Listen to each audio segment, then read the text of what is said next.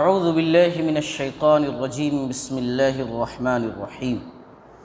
قیامت کی نشانیوں میں سے ایک نشانی اللہ کے نبی صلی اللہ علیہ وسلم نے یہ بتلائی ہے کہ لوگ پیٹ اور شرمگاہ کے فتنے میں مبتلا ہوں گے۔ اللہ کے نبی صلی اللہ علیہ وسلم کی حدیث اس سلسلے میں سناؤ، مسند احمد کی حدیث ہے۔ آپ صلی اللہ علیہ وسلم نے فرمایا کہ مجھے تمہارے بارے میں تمہارے پیٹوں کو گمراہ کرنے والی خواہشات، شرمگاہ کو گمراہ کرنے والی خواہشات اور گمراہ کرنے والے فتنوں کے بارے میں بہت زیادہ ڈر ہے۔ یہ آپ صلی اللہ علیہ وسلم نے کہا۔ پیٹ کے فتنوں سے مراد کیا ہے؟ پیٹ کے فتنوں سے مراد بہت ساری چیزیں ہیں۔ حرام کھانا، حرام پینا، حرام کمائی، اور آج تو جانے انجانے میں بہت ساری چیزیں ایسے ہم کر جاتے ہیں کھانے پینے کے معاملے میں، پیٹ کے معاملے میں، کہ جو ہم جانے تو نہیں کریں۔ بہت ساری چیزیں ایسی کھانے پینے کی ہیں کہ اس میں سور کی چربی ملی ہوئی ہوتی ہے، ہم کو پتہ نہیں ہوتا۔ کتنے سارے بسکٹ ہیں، ہے نا، کتنے سارے جو ہے دیگر اشیاء ہیں جو ہم گھر کے اندر بھی استعمال کرتے کھاتے پیتے ہیں۔ کمپنی والے وہ جو ہے ایسا ایک کوئی چیز اس میں لکھ دیتے، ڈائریکٹلی نہیں لکھتے، وہ سمجھنے والی چیز رہتی، جو بہت سمجھدار لوگ ہوتے ہیں وہ پڑھ کر کے جان جاتے ہیں، اور نارمل لوگ تو اس کو جان بھی نہیں پاتے کہ کیا چیزیں ہیں، مگر ہم وہ لوگ لاتے ہیں کیک وغیرہ کے اندر بھی وہ کھاتے ہیں۔ چھوٹی چھوٹی ایسی بے شمار چیزیں ہیں جن کے اندر ایسی اشیاء ملی ہوتی ہیں کہ ایک مسلمان کے لیے کھانا ان کے لیے بالکل ناجائز ہے، لیکن پھر بھی جانے انجانے میں وہ ساری چیزیں ہم استعمال کرتے ہیں۔ یہ پیٹ کے فتنے ہیں، حرام کمائی ہے، یہ پیٹ کے فتنے ہیں، حرام چیزیں کھانا ہے، یہ پیٹ کے فتنے ہیں، اور شرمگاہ کے فتنوں سے مراد زناکاری ہے، لواطت ہے، ہم جنس پرستی ہے۔ آج دیکھیے کتنے سارے ممالک کے اندر باقاعدہ قانون بن چکا ہے، مرد مرد سے شادی کر سکتا، عورت عورت سے شادی کر سکتی ہے۔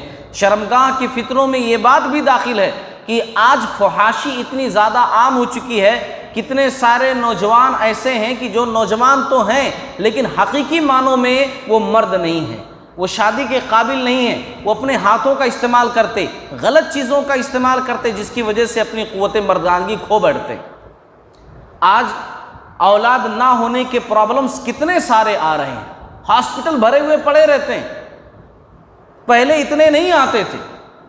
آج جو ہے جگہ جگہ یہ ساری چیزیں پرابلمز، بہت سارے نیم حکیم بن چکے ہیں، بہت سارے اچھے حکیم بن چکے ہیں، ہمارے پاس آؤ تو یہ دوا دوں گا، ہمارے پاس آؤ، سب کی دکان دھڑلنے سے چل رہی ہے، کیونکہ آج بہت سارے لوگ، پوروں کی بات میں نہیں کر رہا ہوں، بہت سارے لوگ کہ خود اپنے ہاتھ سے اپنی زندگی برباد کر لیتے ہیں، نوجوانی میں اپنے آپ کو ختم کر لیتے ہیں۔ اور یہ سارے فتنے اللہ کے نبی صلی اللہ علیہ وسلم نے ان فتنوں کے تعلق سے پہلے ہی کہا تھا کہ میں تمہارے بارے میں ڈرتا ہوں پیٹ اور شرمگاہ کے فتنے سے۔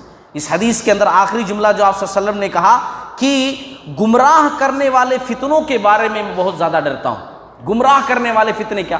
ویسے تو دیکھا جائے ہر فتنہ گمراہی ہے، لیکن کچھ فتنے ایسے ہوتے ہیں کہ جو انسان کو گمراہی میں اتنی دور تک لے کر چلے جاتے ہیں جہاں سے آدمی واپس نہیں آ پاتا، اور واپس آنا بہت مشکل ہو جاتا ہے۔ جیسے ایک آدمی ہے شراب کا عادی ہو گیا، اس کو شراب چھڑا کر کے اس راستے سے لانا بہت مشکل چیز ہے، ناممکن تو نہیں لیکن مشکل ضرور ہے۔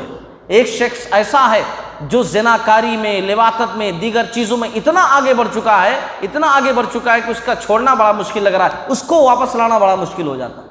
ایک شخص ایسا ہے جو حرام کمائی کے فتنے میں مبتلا ہے، دھڑلنے سے لاکھوں مہینے کماتا ہے۔ اب اگر اس کے سامنے یہ بات ظاہر بھی ہو جائے کہ اس کو نہیں کمانا ہے، سب کو چھوڑ کر کے پھر سے کوئی کاروبار دوسرا شروع کرنا ہے، تو اس کاروبار کو چھوڑ کر کے دوسرا حلال والا شروع کرنا بڑا مشکل ہے، یہ ہر کوئی نہیں کر پائے گا۔ تو آپ صلی اللہ علیہ وسلم نے کہا ایسے فتنوں کے بارے میں ڈرتا ہوں کہ جو تمہیں گمراہی میں بہت دور تک لے کر جائیں گے، جہاں سے واپس آنا بڑا مشکل ہو جائے گا۔ تو یہ سب قیامت کی نشانیاں ہیں جو ایک ایک کر کے میں آپ لوگوں کے سامنے ذکر کر رہا ہوں۔ اللہ تعالی ہم تمام لوگوں کو ہر فتنے سے محفوظ فرمائے۔